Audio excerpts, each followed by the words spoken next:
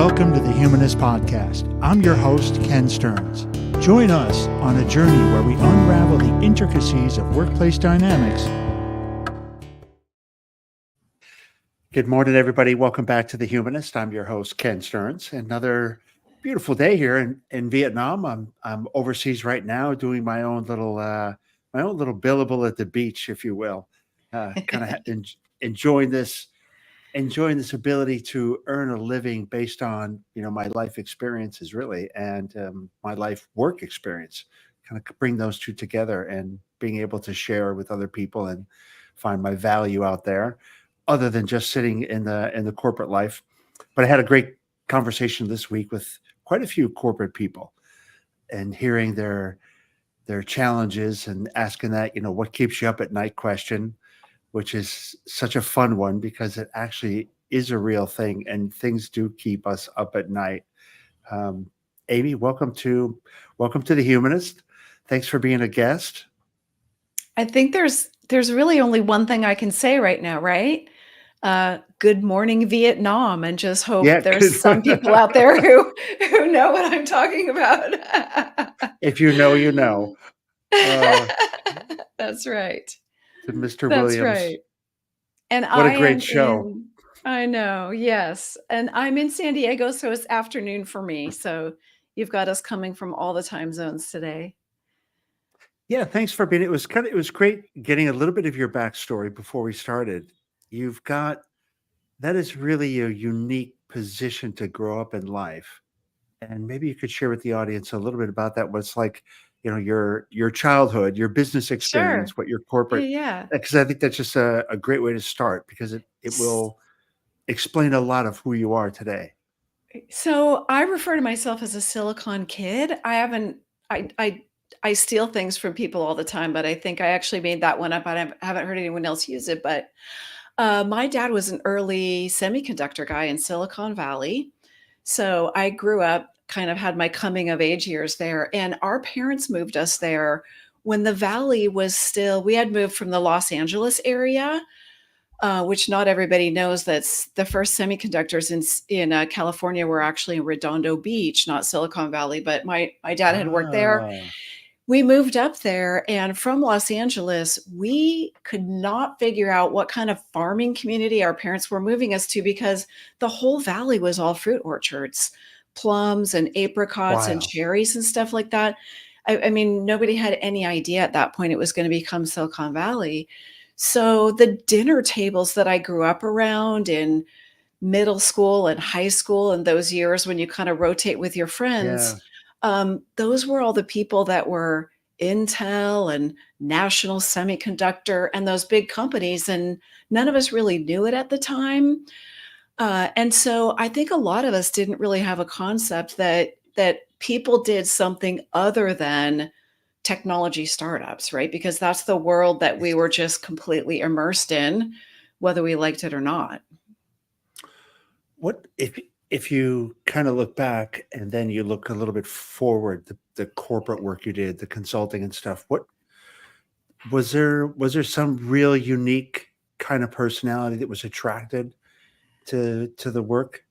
Or were these kind of just regular people who fell into it? Or was there some kind of a DNA to the early people, the early Silicon Valley people? They were mostly hardcore technology people. They were really techie, huh? So I would say there was one dinner table where the guy really was a marketing genius, and his son went on to be a marketing genius, and now they do venture capital. Otherwise, almost all of our dads were very hardworking, highly technical. Yeah. But with an operational bent, so not pure theory, because these were the guys who put it into practice. But they were by and large technology folks. And then there were a few that had come out of Berkeley and Stanford. And so I did have some classmates where kind of pre-Valley, a sprinkling of like PhD Stanford and Berkeley guys in there. Interesting. Yeah. there's some kind of magic that struck there. I think there's no Yeah. escaping.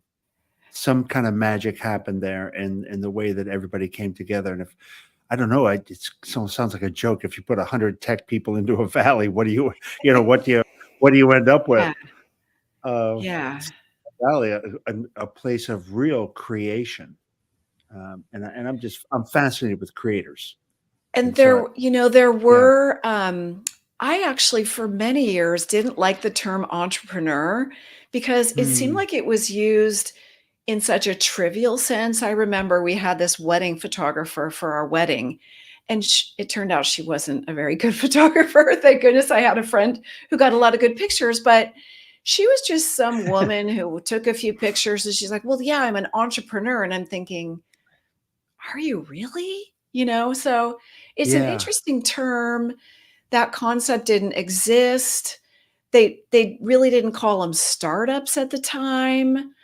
Um, so yeah, when you think back, we have all these concepts now around entrepreneurs and creators and who are they and how do they get things done and what's the genius. And I have a son who's dyslexic, so I have learned a lot over the past couple of years about neurodivergence. Yes. So, who of them actually had ADHD or were autistic or dyslexic or the things that caused them, honestly, kind of force them to go down a different path than some of the rest of us might have. Yes. So, it's a lot of interesting dynamics there. Yeah. Entrepreneur. It's an interest. You're right. It's an interesting one. I think creator is probably I for a like lot of that these. better. Yeah, I like creator better. And I think that's a lot of what happened there was a lot of something from nothing Yeah. as And as opposed to doing something better. I really hate the term serial entrepreneur because all I can think about is that long So aisle at the grocery store. Every time I hear that, I think of, yeah, there's so many cereals to choose from. that is funny. Well, let's do a little backwards game. What are you Yeah. doing now? Tell the audience, who you, because that's an interesting beginning. Sitting, Yeah, yeah, what yeah. happens to a child who hangs around with a bunch of serial entrepreneurs who are creators in the Silicon Valley when it was really an orchard? What Yeah, happens when you grow up and you go through corporate life and your college years? So, what are you doing now, and how are you helping people? yeah. So, it's been a very interesting path and evolution, but at this point, I have a business called Billable at the Beach, and I help corporate types with significant amount of education and experience start their own consulting businesses. So what that's really all about is freedom, flexibility, interesting work, and really good pay. So Really having good pay. control over what you do, having freedom, whatever that means to you. I talk Mm, about Billable at the Beach, but it's really symbolic of whatever that beach is to you. Is it yeah. training for a triathlon? Is it being in Vietnam? Is it being in the mountains?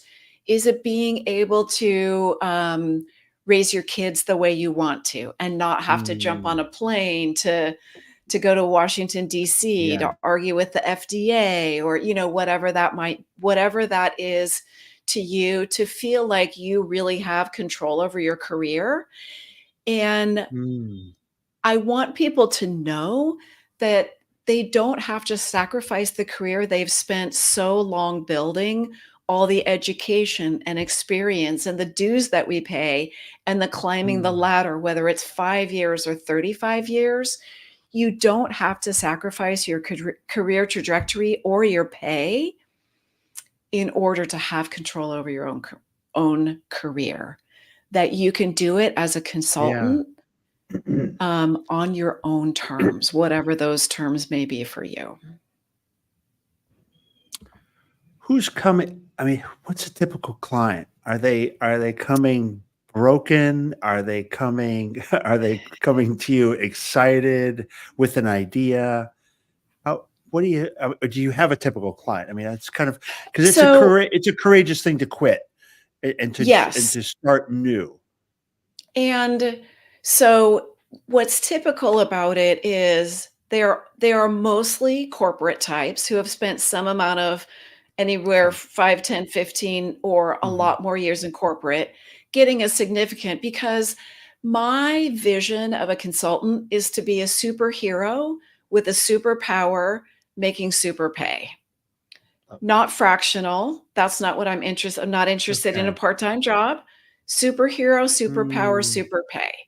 Come in with your superpower, save the day being a superhero, whatever that might mean for your skill set and the client, and make super pay. Because as long as we're going to spend our precious time working, we may as yes. well get paid what we're worth. And by the way, if a client pays more, they results, not because you do better work when you're paid more, but because if they're paying you Mm, well for the advice that you're given, they're far more likely to implement it. interesting. I never would have I mean, that makes total sense, but I never would Right? have guessed. So I never would have had that as a strategy. it's a strategy, and I like to talk about it because the people that I have in my Billable at the Beach program that I'm helping do this, a lot of people kind of feel bad about charging too much money. Yeah, yeah, Like absolutely, yeah. I should charge less or I should do a discount. And I said, "Look, Right. believe it or not, your clients are gonna be more successful if they really truly pay you what you're worth." So I love that. I'm a dancer in one of my lives. And it takes a lot to keep my body functioning Yes. at the level that I want to be able to perform as a dancer. So I do a certain amount of body work and physical therapy and stuff Okay. like that. So if I do physical therapy through my insurance, which I sometimes do, I have like a $20 copay or something, and I Mm, do it and I'm diligent. But I do some body work that's not covered through insurance that I might be paying $150 an hour. When she gives me stretches and exercises and things, do you think I do them? yeah. Yes, yeah. So it's kind of that same idea with clients, right? And I have a lot of people think they need to or want to, or they convince themselves that it's okay to work for free. But if you give free advice, how much impact is it It's going to have? So what's the value? there's all Yeah. these kind of interesting conversations that go along with that. So you're asking about my most typical client. Mm, It is courageous and hard to take the leap. yeah. A lot quite a few of my people have been pushed, either through Sure. a Sure. layoff, sometimes it's a life event. It might be, a move or somebody who's ill or, some of those kinds of things. So a fair amount of people are pushed. I also have a lot of people that I serve who are retiring from their 9 to 5 corporate job, but they still wanna do some stuff.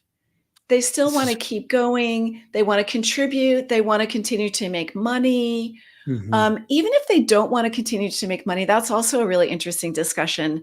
Some people will say, "Well, I've been working corporate for 30 or 40 years, I've been very diligent.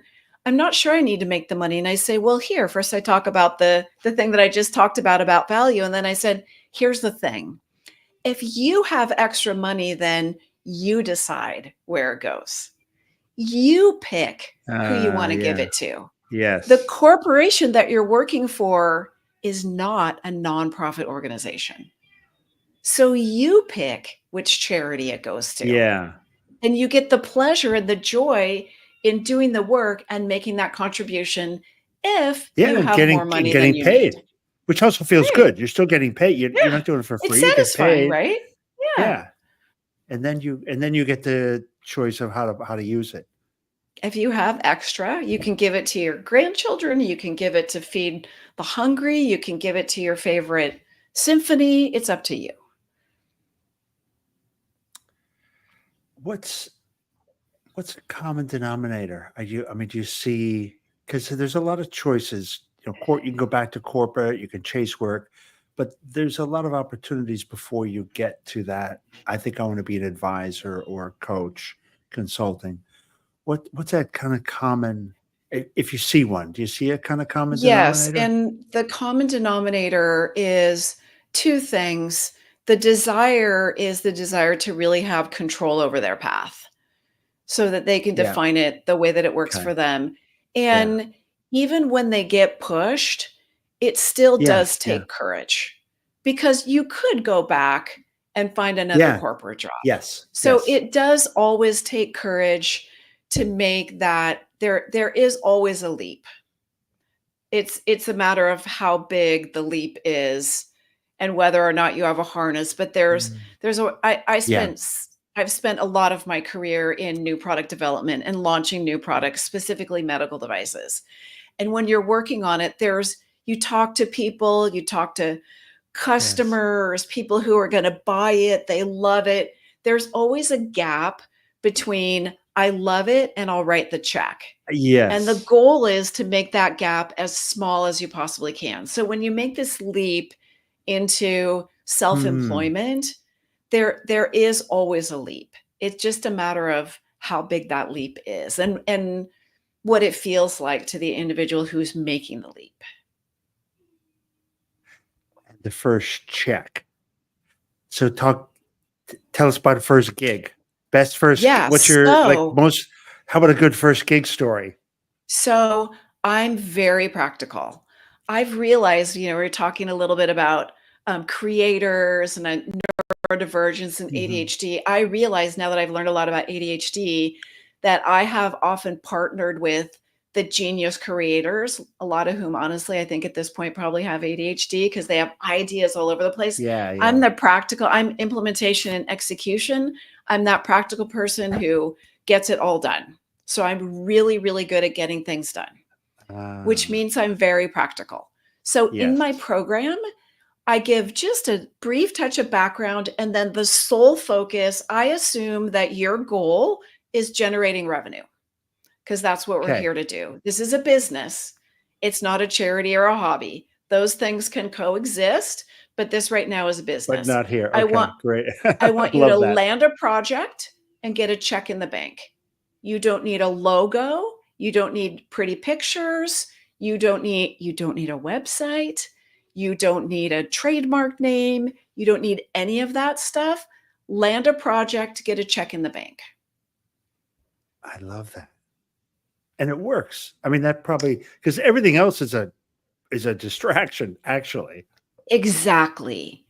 And here's the thing, Ken, people are scared. And I'm not a mindset coach, but I've realized that people are scared to put yourself out there and sell yourself. Even guys who come to my program with 30 years of high level corporate sales Yes. experiences, when they have to sell themselves, it's scary.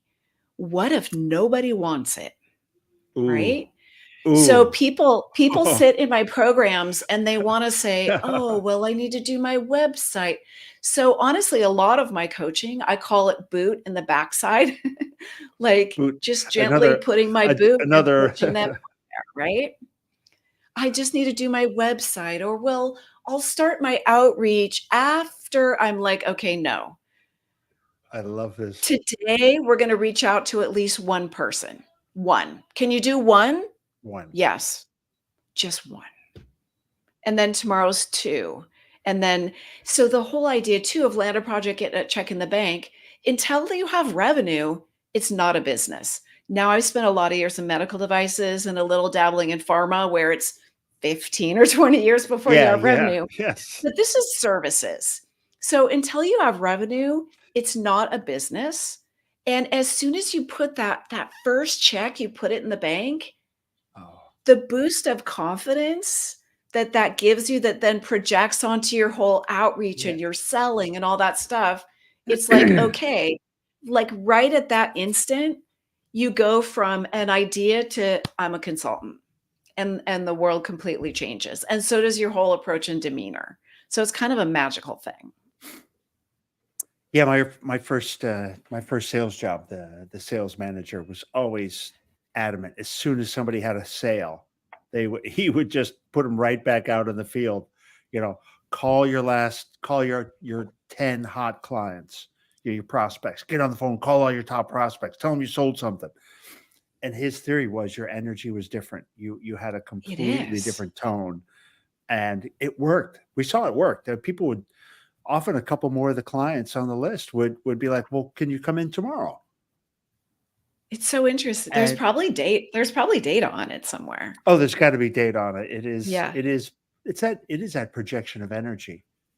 Yeah. This is what you're talking about before really strikes. Actually, it's even personal. The brand part, where you talk about lifting your own self up and your own brand in a way, right? You're kind of building your own brand, your own story.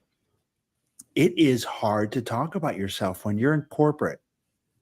You are subservient to the brand, to the mission, Yeah. and it's strangling. And I look back on my own career, and it was like, yeah, you never stepped out of line, and you never stepped into the light unless you were invited. You never got on the stage, unless the air quotes, proverbial stage, unless you're invited. And then it was in representation, subservience to the bigger brand. And I had a guest on this show, and she really opened my eyes, talking about how by building your own brand and building your own brand up, when you appear alongside the corporate brand, you're lifting both up. And so I think it's a great That's a coaching good thing point. it's a great point, right? In Yeah. saying, you by having a strong brand, if you have an executive team with 8 people who all have good individual brands, together with the corporate brand, they make the image of the brand and Ah, everything, electric. And I thought, God, that's such great advice and also give a confidence for people to work on their own brand individually, get on LinkedIn or yeah. appear on podcasts or appear on shows That's in that's the a real newspaper. very interesting concept. I bet you there are some leadership teams, some CEOs who might have a hard time with that. That would be Ye- interesting, right? right? It because there is a sharing of and you each have an expertise, and she explained Yeah. it. The CFO of whatever company that is can get on there and explain their philosophy and who they are as a person, and like that's contributes to the brand. Look at the person we've hired. This is the kind of talent we can attract. I And think that I just ran into a little glimmer of that yesterday.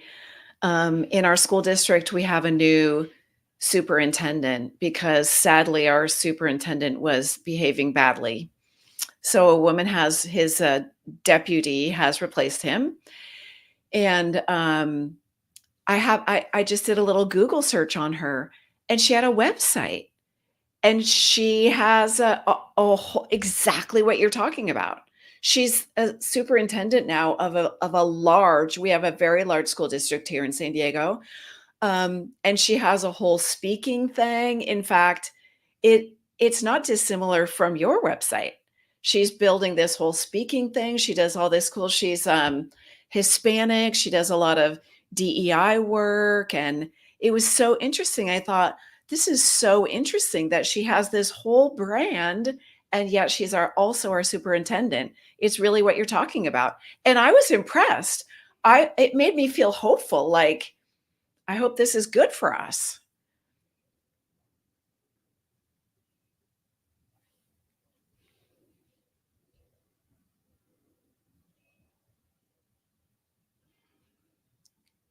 sorry, there we go. You can, yeah, that Okay. was me. I was A little thinking, bit is on it mute. me? Yeah, you can, and you can attract this quality of person and keep them. Yeah. And they're not just some employee who's kind of been there 25 years and now it's their turn. Yeah. Um, That's a very interesting concept. and I think great for somebody like yourself to run into those. What a great easy way to transition into your own life after corporate.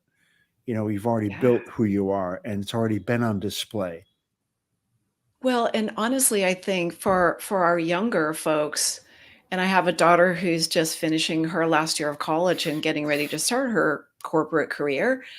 Um, the world has changed. The days of the long-term jobs and Yes. really owning your career and developing your brand from the beginning, Yes. I kind of think you have to do that now, Yeah. right? Yes. Yeah. It is.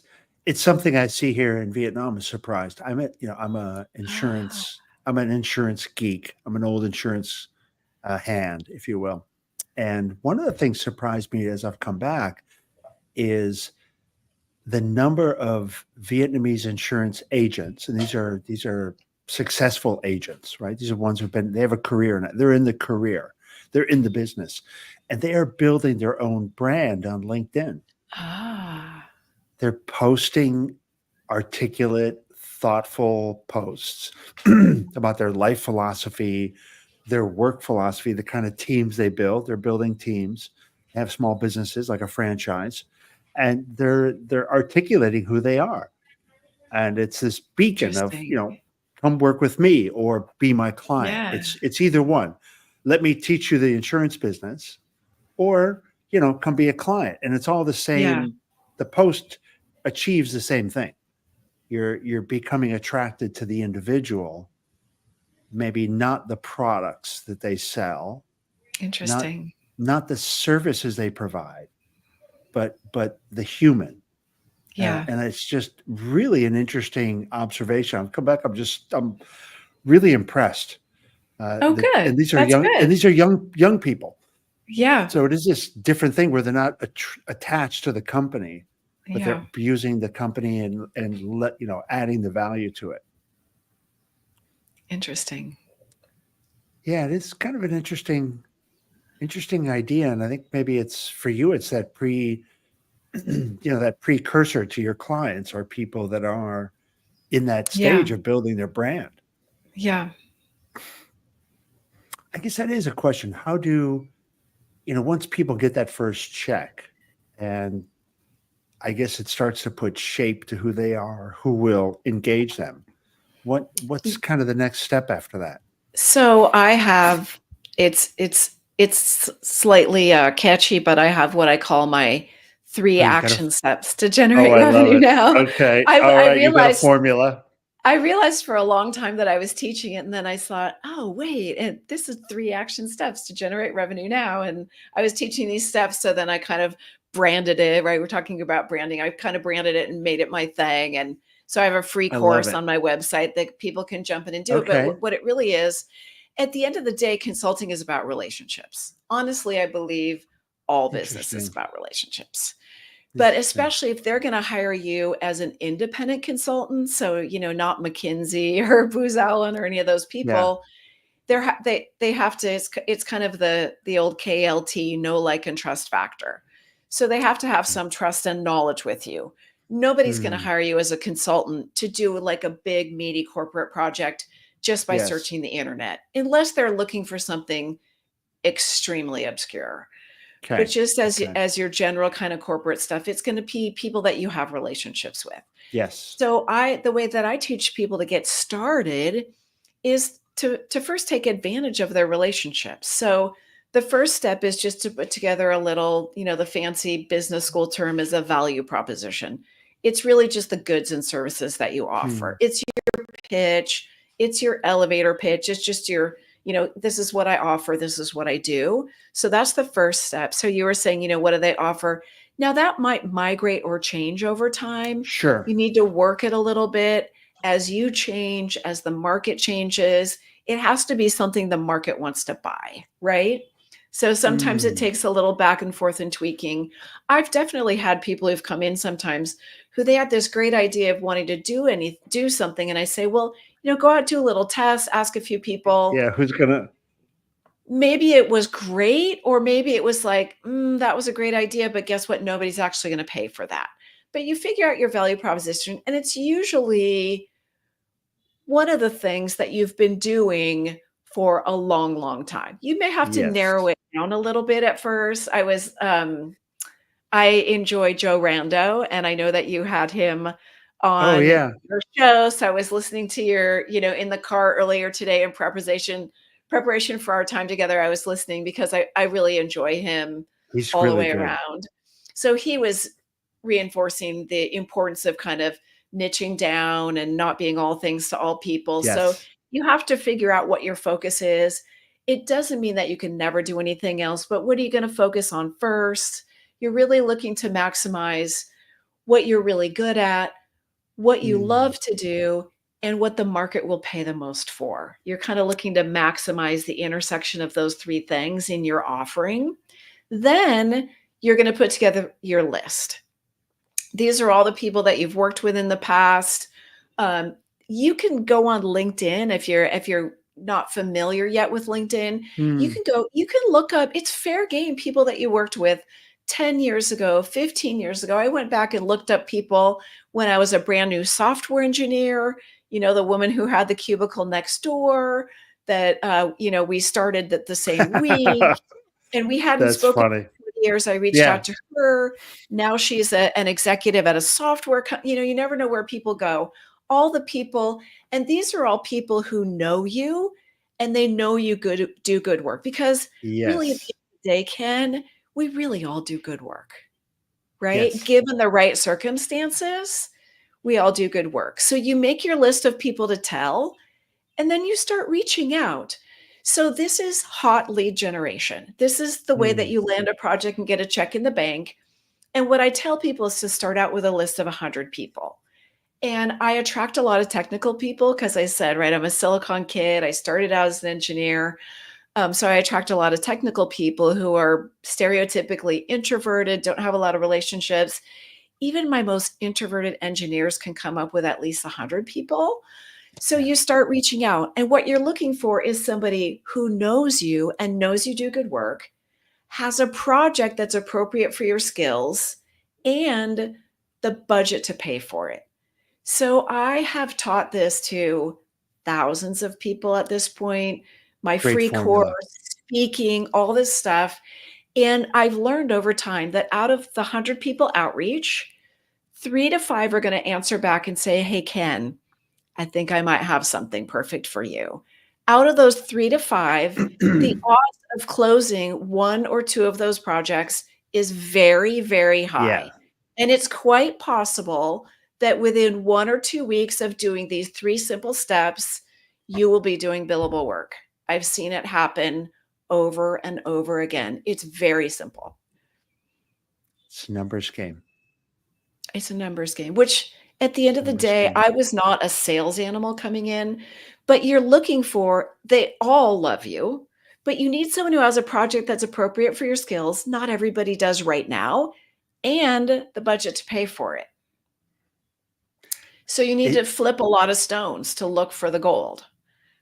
it's actually it's funny. Couple of similarities. One is in insurance when you're a new agent, Mm.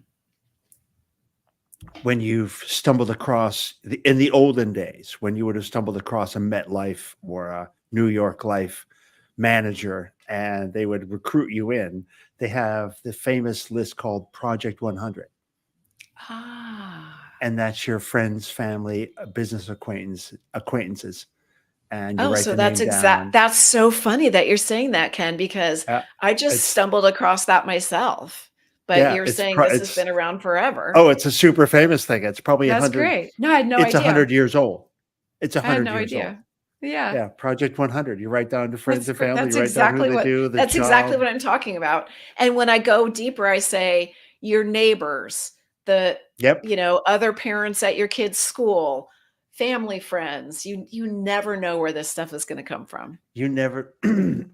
And so, my own experience when I finished the jar, I did the traveling podcast, and when I finished that, the idea was to be a public speaker or to go back and do consulting, and I did just that. I sent out quite a few mails, direct mails on LinkedIn, and sure enough, somebody that knows me, likes me, trusts me, rang me back and said, "I think I've got something," and here I am in Vietnam doing that That's piece of that's work. it. So that's exactly what I'm talking I about. Yeah, it's exactly your story, and I could say it's true, and that's the way it works. Um, and I'm just working on another piece from another person that knows me, likes me, trusts me, and so when I'm here, so it is that 100. Not everybody's going to have something for you, but three of people will have something, and maybe it's appropriate or Yeah. not. And another month later, a different 3. And then as you go, I think it stays like that until people eventually go, "Are you still doing that?" Well, and so I didn't have any formal sales training going into this. Yeah. So I made that, and now I teach it in my program. That made up for years the foundation of my business development program. About once a Oh, I love quarter, it. I would send a little email to everybody and just give a little. It really wasn't a newsletter. It just was a little reminder that I'm there, a couple bullet Yes. points about recent project Yep. successes. And then I expanded it over time. Like I would have 3 recent project successes, and if you clicked on it, it would go to my website, take you to a little case study, some stuff like that. So it would resonate with different people, Mm. reminding of certain. So I would have people that would say, they would call me and they'd say, Amy, I've been getting this email from you about every quarter for 8 years. And Yes. now can I am really in a bind. I have got a big mess. I think you might be able to help. Is there any way you could be here tomorrow morning at 8? After all Is those it? years. You just never know. Now, I will say, and you would probably tell me what it's called in your world, you do have to expand beyond the 100. So you do over Yes. time need to Yes. keep building that. You can't just stay Yeah. there. And then the other thing about those 100 is they may not have something, but maybe they ran They into know. Susie at the gym last night and they go, They know "Oh my somebody. gosh, I was just talking to Susie last night and she was just, wringing her hands about exactly what you're talking about when we were, putting our shoes on to go on the treadmill. Let me introduce Yeah. you to Susie," right? All the time. I think that is the other, so I think that is the 100 is there. You keep 100 are probably exchanged with from other ones. So somewhere in that Yeah. 100, you eliminate 10, Yeah. and you're just replacing those 10 all the time. Yeah. So it's probably Well, those and it 100 that are you're probably most likely to kind of like engage your you. your A list. With today's technology and email and all that stuff, you Mm, can expand the big list.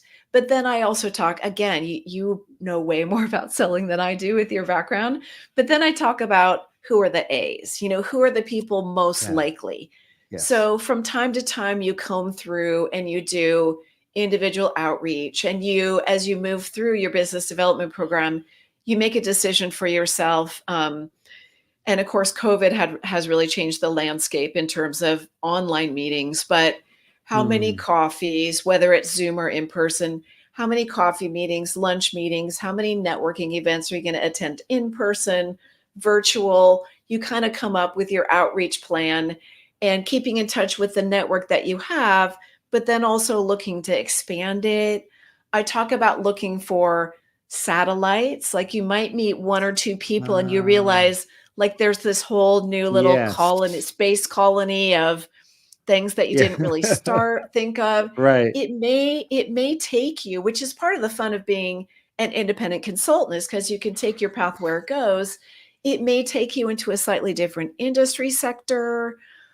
My career experience with corporate was mostly software and medical devices. But during the boom of American Idol, when it was the first one of its kind, when nobody had heard, now we have Yes. many shows like that. When it was the original, I did a project for American Idol. It was just an oddball Random. thing. Somebody I knew, somebody who knew somebody, and they wanted to run a sweepstakes contest. That it was 4 tickets and all expenses paid trip to the finale in Los Angeles. And I had so many best friends because people heard that I was doing it, and of course, I had no ability to actually influence it. Um, but you're like, "Oh my gosh, my kids love that show. Is there any way you can?" But it turns out that sweepstakes are highly regulated, and because they Yes. want Yeah. they want to prevent you from it being a fraud, right? Yeah. So it took actually a lot of technical and project management detail, which I'm good at, to make sure that we were in compliance with every state. And I hired a couple of law firms who knew There's this boutique law firm in New York that only does contests It's only because there's so much regulatory compliance. So how cool is that? I did this project for American Idol. So random this stuff. path may take you into things that just are so fun, right? Advice for that executive kind of hanging on the fringe, seeing the exit door maybe being opened, or thinking in their own mind at night, I would like to exit early. Well, and I think that we were talking about who I appeal to. Yeah. I'm going to refine that just a little bit and say, Right.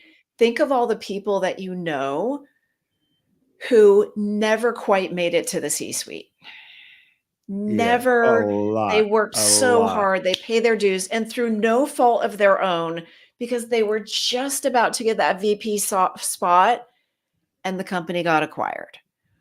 Or it turned out the superintendent was doing monkey business, and now the assistant superintendent is in charge and you don't even know her, so you're kind of out.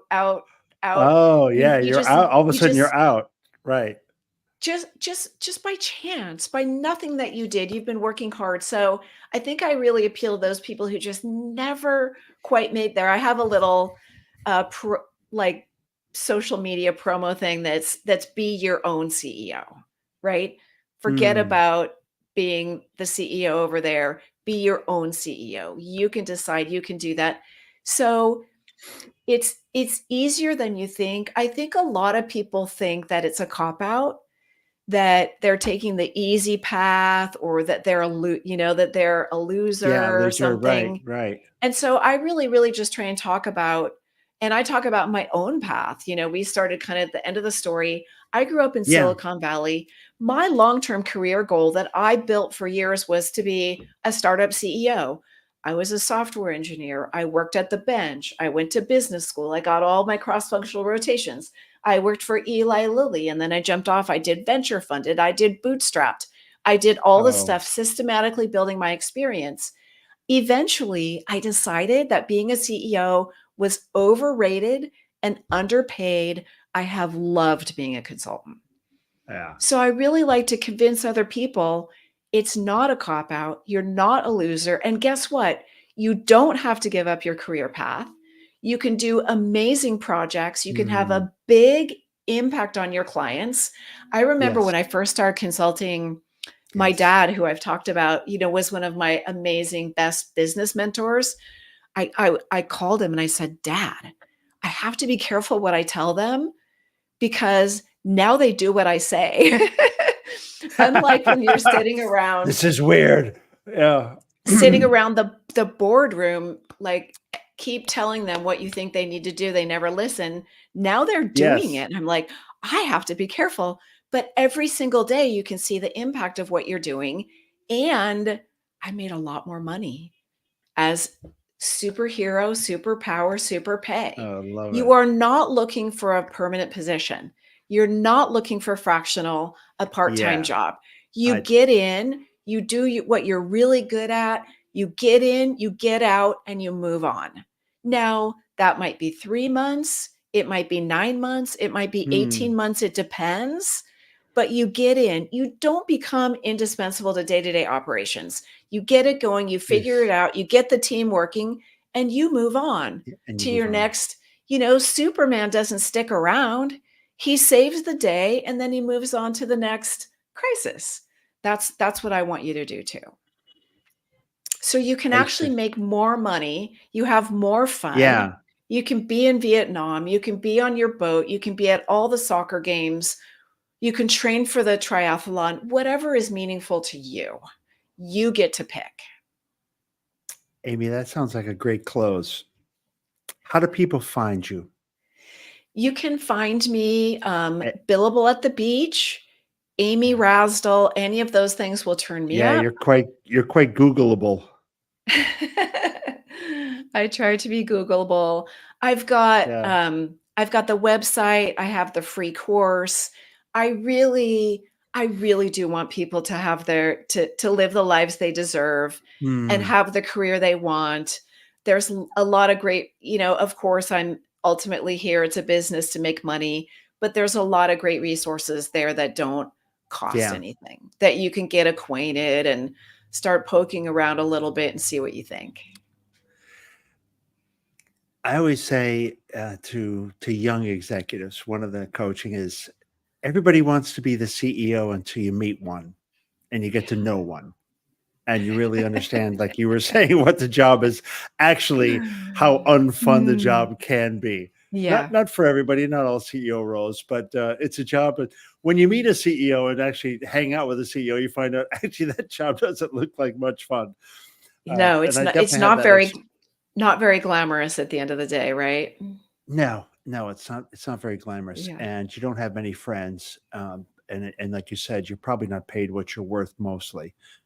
You hear great stories of some people, but for the most part, that's a tough, unthankless job. Yes. Amy, awesome conversation. You have it. What a magical story you've got, and I Thank love how you're you. helping people. And I agree. Thank The you. site's got all kinds of really good stuff. Go check it out. Billable at the Beach. Amy is 100% Googleable. Google. Thanks Great. again, Amy, for being a Thanks for guest, and having thanks me. It was and great great advice. I great wrote down speaking some with of that. you. Yeah, Oh, I wrote down good. some of your I know, advice, don't you and love I'll. when you're the host, but you get all these, great insights for yourself too. Thank you so I, much for having me. yeah, I'm super lucky. I've met so many great people. This is it's a fun job Super that I'm fun. doing. Hang Yeah. out. I'll do a little outro, and then I'll see you on the other side. Great, thank you. Okay, let's see if I can find the right one. Do a little see everybody in a minute. Oh, hang on. Not that. There we go. Welcome to the Humanist Podcast. I'm your host, Ken Stearns. Join us on a journey where we unravel the intricacies of workplace dynamics